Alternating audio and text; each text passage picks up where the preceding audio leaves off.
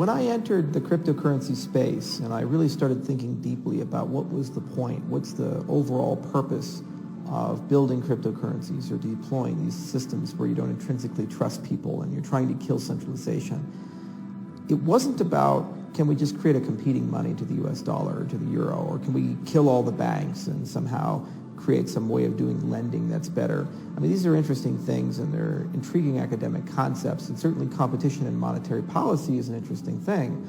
But the reality is that whether you like the system or dislike the system the Western world has, there's a lot of people who live in very bad systems. About 3 billion people are unbanked, and as a consequence of not having good identity infrastructure, good financial infrastructure, they don't have the ability to climb out of poverty without a considerable amount of assistance or leaving their country, which creates brain drain.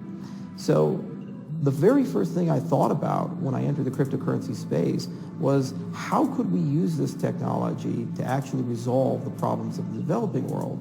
And not resolve them in showing up and saying, oh, well, I know everything, I know all your problems, I'm going to tell you what to do, and just listen to my brilliance, and somehow this will solve everything. That's been tried for a long time, and it's a miserable failure. Instead, it's about saying, this technology has no owner. This technology has no central point of failure. This technology has no one in control. Instead, it's infrastructure, global infrastructure, that no matter how rich you are or how poor you are, you use the same infrastructure. It's almost like the subways of New York.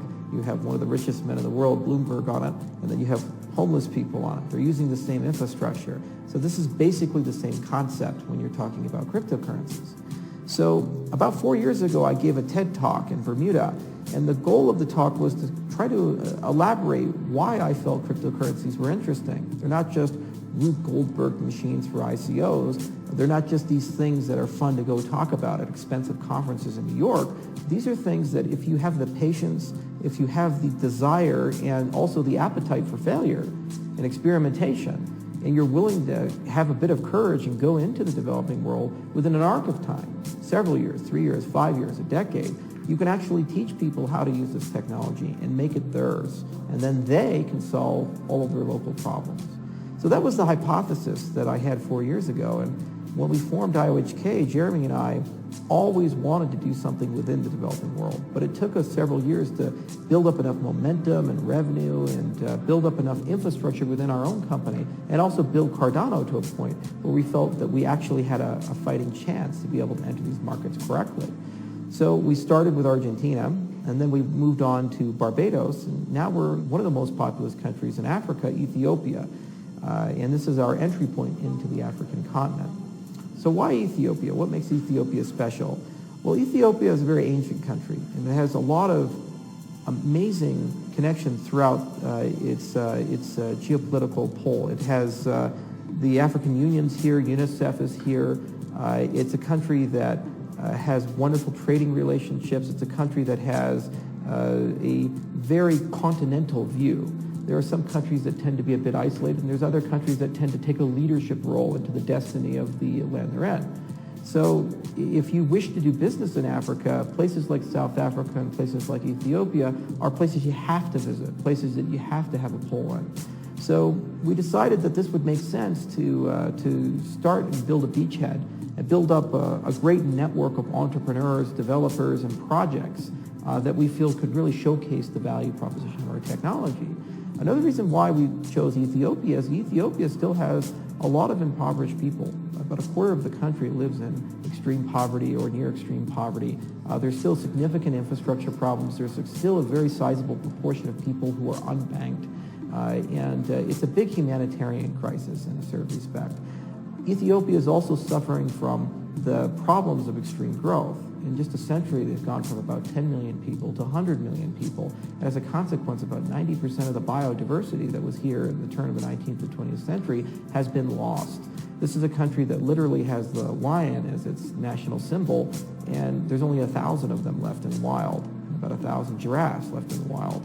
So it's a country that's having a bit of a difficulty dealing with sustainable growth. It's a country that's having a bit of difficulty dealing with the consequences of globalism. And so we felt it would be a tremendously good target to be able to implement our technology. So how do we do that? Well, the first step is you assume nothing. You assume no knowledge. You start with the beginner's mind. and you just say, let's find some good people to work with. So you partner with the university, with the ministries of science and technology, and then you say, give me your best students. Then I can take my best people from Cambridge and Oxford and from great universities like University of Edinburgh and say, go teach these people how our technology works. Teach them how to program in Haskell. Teach them how blockchain technology works and so forth. And then once they have the knowledge, then you can sit down and say, what are the problems that you face on a daily basis? For example, Ethiopia is one of the largest coffee producers in the world, and the agri-tech business here is really what sustains the country.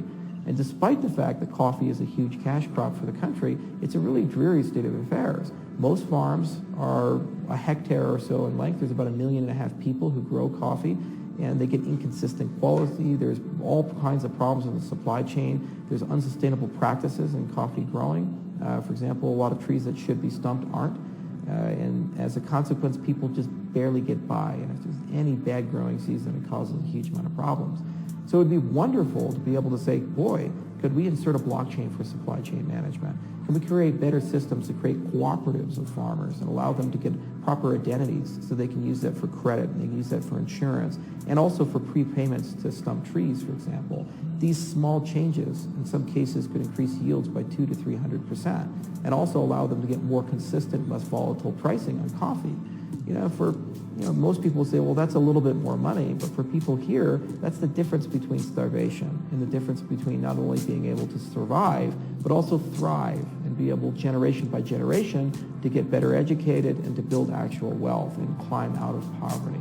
So we feel that the tech we build has the best shot of being able to be part of that story. There's certainly other technology like IoT and AI and a lot of embedded devices, and you have to figure out how to solve intermittency issues in both the power grid as well as the internet connections. And that's certainly fun and exciting to think about, and it's something we're definitely going to participate in. But the core of all of it is trust and coordination. How do we deal with the fact that people have incentives that sometimes are contrary to each other? The buyer always tries to defraud the seller always tries to defraud the buyer, and business relationships are predatory or on the short term. If you can build better structures, better governance that does not require centralized coordination, you resolve those issues, you build stronger, better marketplaces, and as a consequence, the people overall are in a better position, in a more resilient position. Furthermore, once you have this infrastructure in place, you can have more evolved conversations about conservation and sustainability and ecological sustainability so that we don't have to continue to destroy our environment. We don't have to continue to watch species after species go extinct. The great part is also that if it works here, it'll work pretty much everywhere else in Africa and pretty much everywhere else in the world. So it's a tremendous challenge. It's a social problem. It's a game theoretic problem. It's a market problem. It's a technological problem. Getting money that lives in the internet, that's always on, always digital, to work on a cell phone that doesn't always have an internet connection, that's challenging. And it's certainly going to tax our researchers and our engineers. But at the end of the day, it's not what you do for people who have the most that will define you, but it's what you do for the people who have the least. That's kind of our mantra and how we feel we should approach business. So we're incredibly excited to be here in Ethiopia. It's a very long arc. It's going to take years for us to see real fruits of the labors in the jurisdiction. It's not the only country we're going to. Soon we'll head to Rwanda and other places, but it's one that's very exciting, and we think we can, over a long arc of time, have the biggest impact in places like Ethiopia, and especially in the agri-tech business and so forth.